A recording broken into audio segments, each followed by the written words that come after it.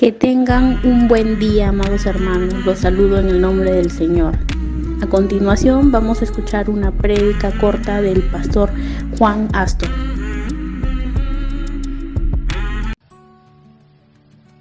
El sufrimiento del hombre de Galilea es el título de la prédica.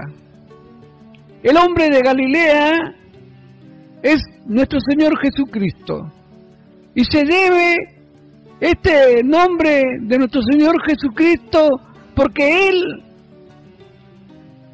en Galilea pasó a formar parte de la provincia de Judea tras la muerte de Herodes el Grande, quien gobernaba durante el tiempo en que Cristo desarrolló su ministerio. Fue Galilea el escenario principal del ministerio de Cristo, no solo porque Él había sido criado allí y donde pasó la mayor parte de su vida como hombre, sino porque la mayoría de sus apóstoles eran procedentes de Galilea. En el Nuevo Testamento se mencionan ciudades galileas varias como son Capernaum, Naín, Caná, Corazín, Tiberias, Betsaida y Nazaret, en un total de 478 ciudades. Por eso que es Jesús, le dicen el hombre de Galilea. La bendita palabra de nuestro Señor Jesucristo se encuentra en el libro de Mateo, capítulo 27, versículo 46.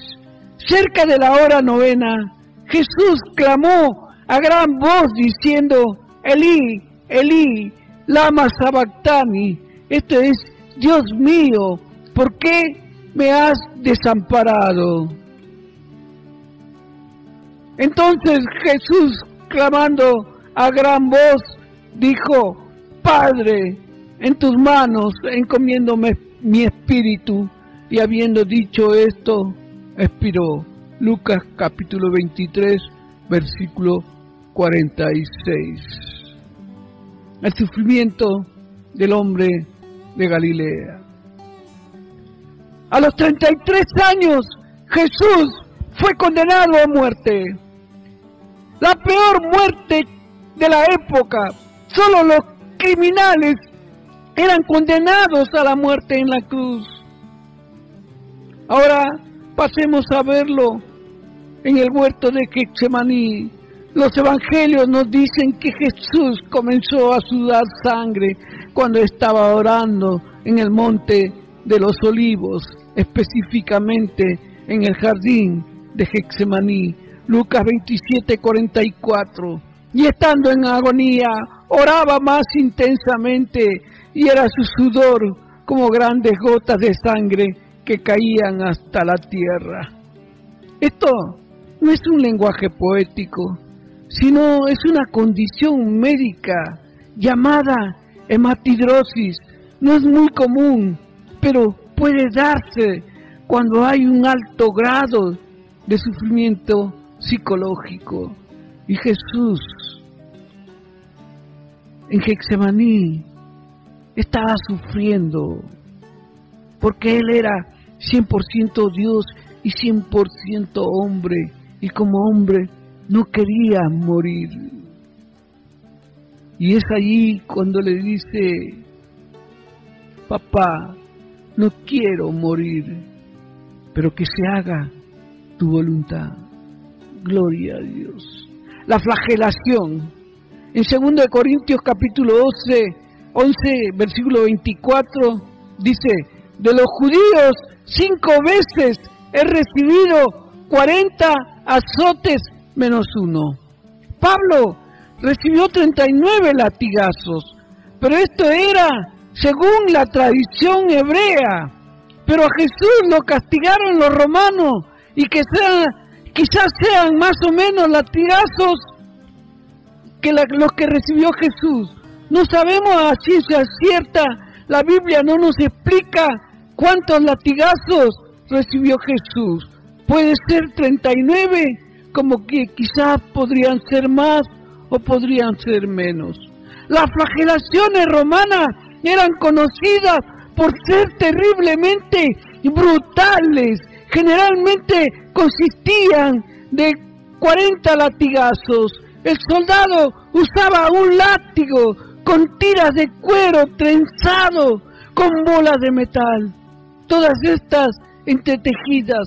Cuando el látigo golpeaba la carne, esas bolas provocaban moretones o contusiones, las cuales se abrían con los demás golpes. Y el látigo también tenía pedazos de huesos afilados, los cuales cortaban la carne severamente. La espalda quedaba tan desgarrada que la espina dorsal a veces quedaba expuesta debido a los cortes tan profundos. Los latigazos iban desde los hombros, pasando por la espalda, las nalgas y las piernas. Mientras continuaba la flagelación, las laceraciones rasgaban hasta los músculos y producían jirones temblorosos de carne sangrante. Las venas de las víctimas quedaban al descubierto y los mismos músculos, tendones y las entrañas quedaban abiertas y expuestas. La víctima podía experimentar un dolor tan grande que le llevase a una conmoción. Esta conmoción se llama hipovolémica. Quiere decir que la persona sufre efectos de la pérdida de una gran cantidad de sangre, y esto causa 4 efectos. El corazón se acelera para tratar de bombear sangre que no existe. Baja la presión sanguínea, que provoca un desmayo o un colapso. 3. Los riñones dejan de producir orina para mantener el volumen restante. 4. La persona comienza a sentirse sedienta porque el cuerpo ansía fluidos para reponer el volumen de sangre perdido. Camino al Calvario. Jesús se encontraba en condición hipovolémica mientras ascendía por el camino hacia el lugar de la ejecución en el Calvario, llevando el madero horizontal de la cruz. Finalmente Jesús se desplomó y un soldado romano le ordenó a Simón que llevara la cruz por él luego. Jesús dice: tengo sed, y ese momento le dan un trago de vinagre. La crucifixión, la muerte de Jesús fue todavía peor que la crucifixión común. No a todos los criminales condenados los clavaban a la cruz, muchos eran amarrados. Sin embargo, a Jesús lo acostaron y clavaron sus manos en posición abierta en el madero horizontal. Esta viga se llamaba patibulum, y en ese momento estaba separado el madero vertical que estaba clavado al suelo de forma permanente. Los clavos que los romanos usaban eran de 13 a 18 centímetros de largo, afilados hasta terminar en una punta aguda. Se clavaban por las muñecas. El clavo atravesaba el nervio mediano. Ese es el nervio mayor que sale de la mano y quedaba triturado por el clavo que lo martillaba.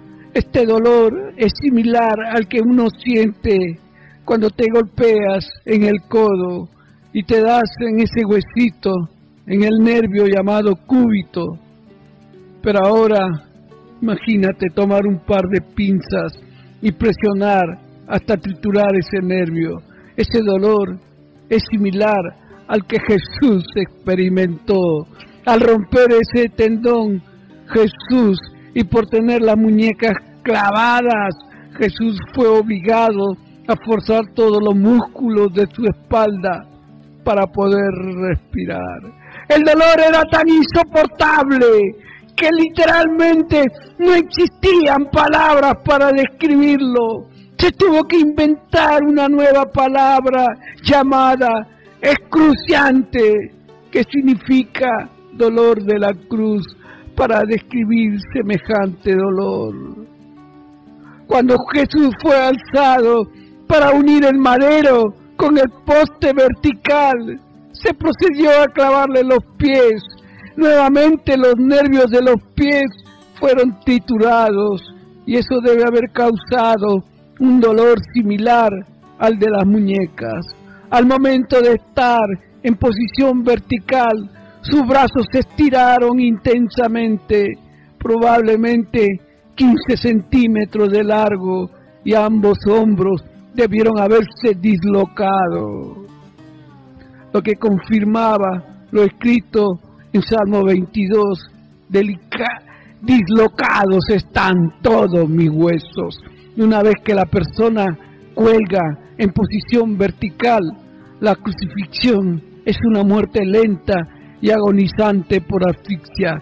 La razón es que la presión ejercida en los músculos pone el pecho en la posición de inhalación. Básicamente, para exhalar, el individuo debía apoyarse en sus pies para que la tensión de los músculos se alivie por un momento. Al hacerlo, el clavo desgarraba el pie hasta que quede finalmente incrustado en los huesos tarsianos. Después de arreglárselas para exhalar, la persona podría relajarse y descender para inhalar otra bocada de aire. Nuevamente tendría que empujarse hacia arriba para exhalar, raspando su espalda ensangrentada con la madera áspera de la cruz. Este proceso continuaba hasta que la persona ya no pudiera empujarse hacia arriba para respirar. Entonces moría. Jesús aguantó esta situación por poco más de 3 horas. A medida que la persona reduce el ritmo respiratorio, entra en lo que se denomina acidosis respiratoria. El dióxido de carbono de la sangre se disuelve como ácido carbónico, lo cual causa que aumente la acidez de la sangre. Finalmente, eso lleva a un pulso irregular. De hecho, al sentir que su corazón latía en forma errática, Jesús se hubiera dado cuenta de que estaba a punto de morir. Y es en ese entonces que dijo: Padre, en tus manos encomiendo mi espíritu.